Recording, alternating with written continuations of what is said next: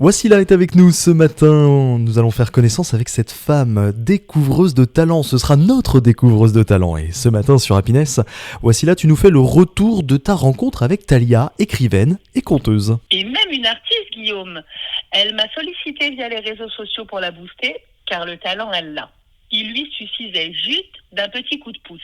Et c'est là que j'entre en scène par le biais de Solution, qui accompagne les personnes dans leurs projets professionnels et booster de talent. Mais comment s'est passé ton premier entretien en visio ? Alors le premier rendez-vous en visio se fait depuis son appartement parisien et moi dans mon jardin sans lycéen. Nous échangeons sur le conte et la façon de le narrer, de capter le public, d'occuper la scène, d'être en interaction avec les personnes. Je lui explique les bases pour apprendre à compter. À mon tour, je me mets à compter pour lui montrer que les émotions passent bien par les expressions du visage, l'intonation, l'importance de la gestuelle. Challenge pour Silouson, je l'accompagne pour adapter son conte et lui donne les clés de la tradition orale. De mon côté, c'est vrai, j'ai écouté son conte avant de l'accompagner et il faut l'avouer, il est très beau et le récit me touche. Ce petit être qui sème toutes ses graines d'amour et ses rencontres avec les éléments de la nature, je me dis waouh, quelle belle leçon de vie. Mais je ne peux pas vous en dire plus, car je vous invite à la découvrir en la conviant dans votre structure pour un moment de partage inoubliable. Un récit d'ailleurs très beau qui te touche avec de belles leçons de vie. Et t'as même eu un second rendez-vous au château de Chantilly, Wassila. Exactement, au château de Chantilly avec la grande Talia qui me conte son histoire. J'ai encore écouté quelques jours avant pour bien me l'imprégner et être sûr de ne rien louper et la diriger dans ses futures prestations. Dans cet immense jardin d'André Le Nôtre, nous avons l'impression d'être toutes petites.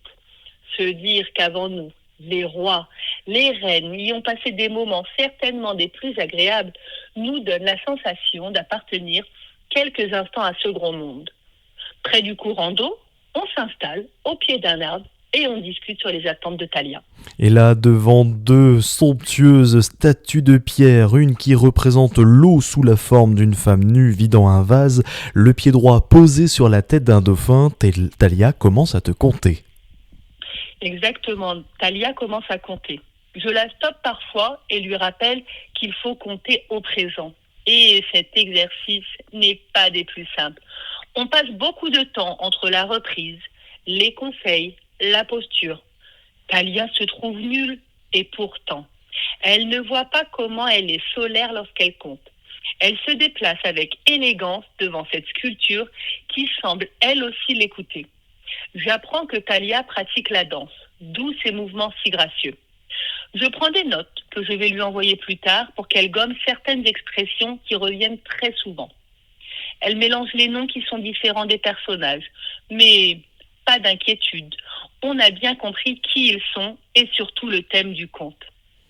L'amour, l'amitié et le partage. Et je me dis parfois, c'est ce qu'il manque cruellement à l'humanité pour s'entendre et sortir de tous ces conflits. Alors, la belle Talia, de sa plume, a eu envie d'écrire cette histoire et de la conter pour nous l'offrir et faire germer en nous tout cet amour inconditionnel.